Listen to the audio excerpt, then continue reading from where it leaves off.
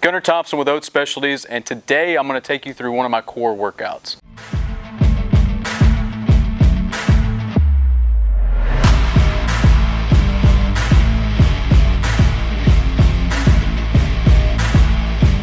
Now I want to preface this with, this is not instructional, so I'm not telling you that you should be doing this or anything like this.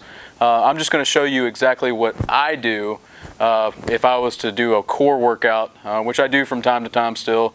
I try to be an athlete. So today, before we get started, I really want to talk about what is the purpose and what is the function of the core. So I see the core as a way to transfer energy, not necessarily generate energy, but transfer energy that's either created from the ground or from our hips or even from our upper extremities as well. We used to think that all of the force always came from the ground, but if you've seen the Derek Jeter throw from shortstop, you know, he generated that with his hips and also his shoulders. And so I don't believe that force can only be from the ground.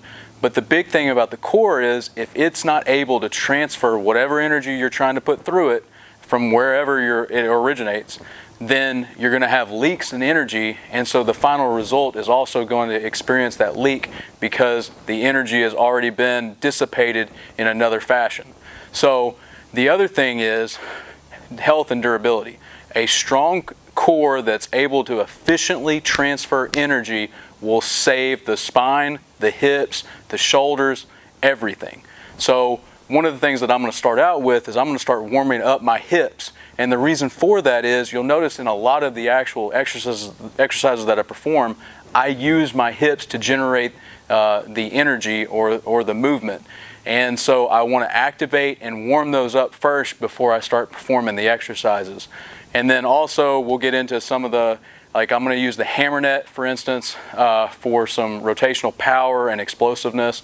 And then I'm going to do the Handle Med Wall series that I learned from the Texas Baseball Ranch. I love that series. I mean, truly, there's nothing better.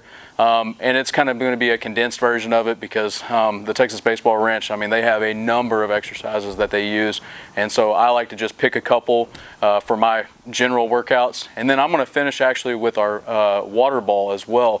I feel like there's a lot of exercises that I can do with it, not only to strengthen the core, but also just to provide that little extra perturbations that force the core to then contract and really stabilize in some of those areas where you're at your weakest. So that's kind of what I'm going to show you today. So stay tuned and enjoy. All right, so the first thing that I'm going to do is our thigh bands, and I'm basically going to do some banded walks and maybe some abductors, adductor exercises with them as well. Basically just to activate the hips like I was talking about earlier. So I'm just going to take this, I'm just placing it slightly above the knee, and then I just want to keep tension the whole way through, so I don't let my feet get too close together. And then of course I don't want to be way out here either and just be really inefficient. So I want to get a good athletic stance, and then I'm simply going to be walking forwards and backwards to start off. Again, you know, distance wise, you know, it's kind of whatever you have at your disposal. You know, right now I've got somewhere about 10 to 15 feet. So I'm just going to go forwards and backwards as many times as I feel before I really start to feel kind of a burn in my hips. So I started feeling a burn there, so now I'm going to do side to sides. Same thing when I come out and come back, I'm not going to let my feet get too close together. So I keep the tension on the whole time.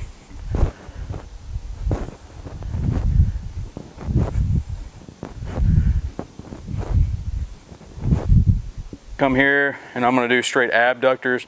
So I'm going to take my legs straight out to the side for a 10 count.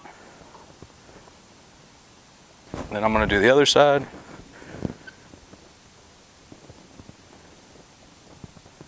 Right. Now I'm going to work a little bit more, trying to stretch out the hip flexors a little bit, and then also get a little activation in my glutes. So I'm going to go straight back. And even though I say I'm going straight back, I'm really kind of going at like a 45-degree angle. And that's because I'm really trying to get a little bit, not just of the gluteus maximus, but also some of the middle, or the smaller glute muscles as well.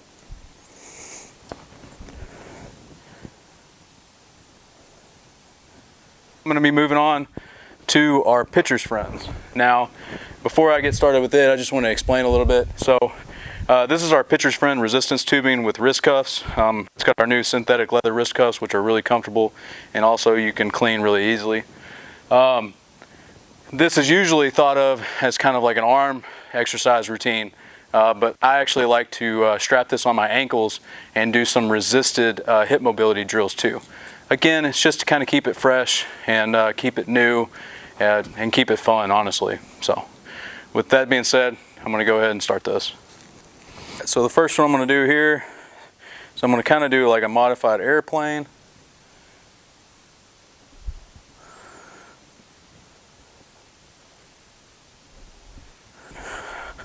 Now I'm going to take this to the side.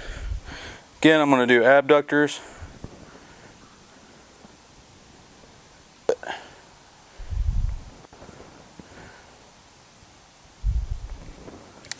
Then I'm going to do some adductors, sorry. So I'm just kind of closing that door.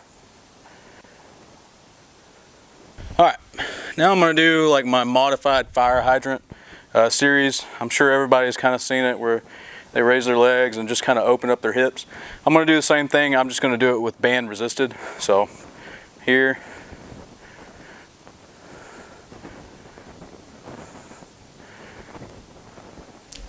Okay, so I opened the door there. Now I'm just going to close the door.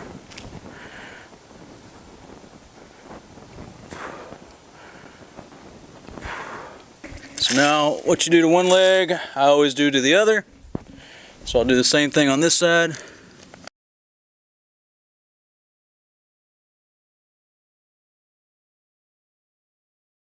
I'm using the black resistance of our resistance tubing, which is plenty. I really don't need any heavier than that. And so I actually prefer lighter over heavier when it comes to kind of warming up and activation. So hips are on fire. So they definitely are activated. Now I'm just kind of loosen them up with just a few body weight stuff. I'm gonna do some squats and some lunges just to try to get them moving a little bit, and then I'll get into the actual workout. And again, there's no real rhyme or reason. Like if I want to do 5 squats or 10 squats, whatever, it really just kind of depends on how I feel that day. And that's something that I myself, as a strength and conditioning coach, I have to just kind of inform my athletes a lot that it's not just reps. Like, I'm not just going to give you 5 or 10 reps to do, especially when it comes to a warm-up, because for someone it may take 10 reps, and for another one it may take 20 reps or 30 reps. So it really just kind of depends. Do a few stretches here.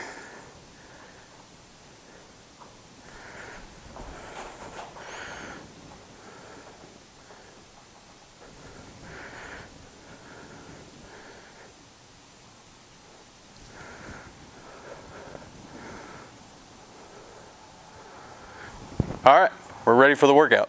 So the first exercise I'm going to do is like a modified Russian twist with the hammer net. We have a speed ball in this, but you can use a medicine ball, you can use a volleyball, you can use a basketball. It doesn't really matter. It's just a great tool. I did choke up on this quite a bit. You'll notice that the longer it is, the harder it is to get going, and the harder it is to keep going as you do it. So I'm going to go 5 seconds on, 5 seconds off, or 5 seconds on and about 15 or 20 seconds off.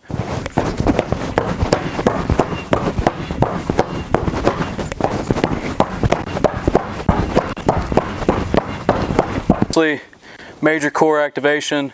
The hips are not necessarily generating the force here. It's really my shoulders, but I am trying to keep my core tight to protect my spine and obviously have a greater transfer as well.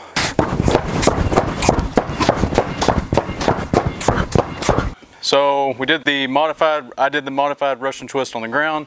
Now I'm going to do modified Russian twist standing up. Obviously, now that we're standing up, my hips are going to be engaged a lot more.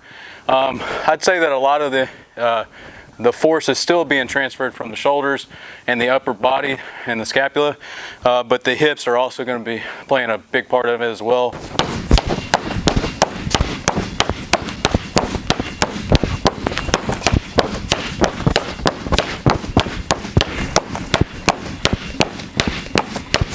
Alright, so the third exercise is I'm moving away from the wall and I'm going to be going overhead and slamming from side to side. Oh man, so now I'm getting trunk flexion, trunk extension, I'm getting rotation, I'm getting my hips, I'm getting my legs involved, and then obviously my shoulders and my upper trunk as well. So this one's a real full body exercise. I really like it. I did lengthen the amount of space on the or slack on the rope, and I did that because if you're too short and you hit it, it'll come back and hit you in the face. So just know you need to go ahead and lengthen it if you're going to be doing any type of exercises where you're kind of hitting it on the ground. You want to make sure there's plenty of clearance for that.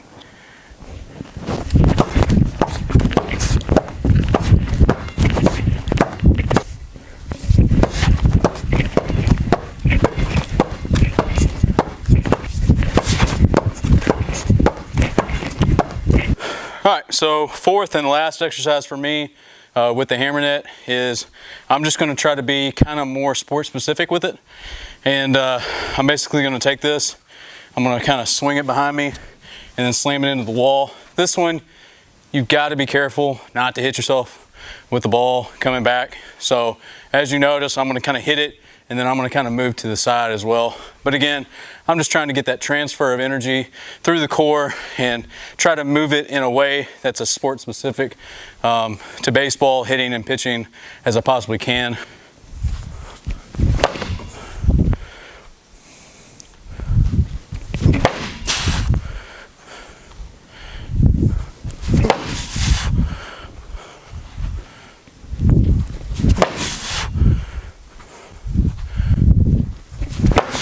So the next set of exercises that I'm going to do is the what I call the handle med drills or handle med wall drills. Again, I got these from the Texas Baseball Ranch. I'm just going to show you a few that I do. You know, if you want the whole thing, obviously Jonathan Massey did a video for us showing it, and of course I highly suggest that you check out the ranch too. So now one of the things is if you don't have a wall, I'm actually going to show you a variation too. I'm going to use the water ball where I'm actually not going to hit the wall. So I'm going to try to stop it each time. But if you don't have a wall, you can use a net, or you can do the same thing but try to stop yourself from hitting a wall. You can hang like a tarp or something like that. It becomes a lot tougher, don't get me wrong. The wall actually helps you because it takes the energy and then kind of exerts some back, so it's easier to get going. But you can do this without a wall. I'm using the tap handle medicine ball, and I'm using the 14-pound. The way that we kind of gauge that is usually by age. Obviously, I'm a lot older than 14, and I haven't done this in a while, so that's why I went with the 14-pound. So I would err on the side of going lighter than heavier with these. But as you develop, you can certainly move up. We have these up to 20 pounds.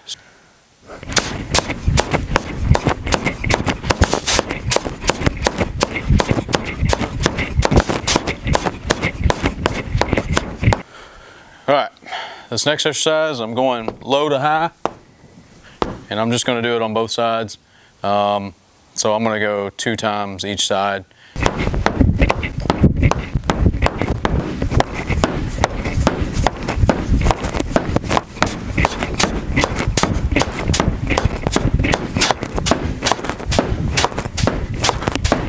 Next, I'm going to do the same exercises side to side, but of course I'm doing it with our Chaos water ball with handles green.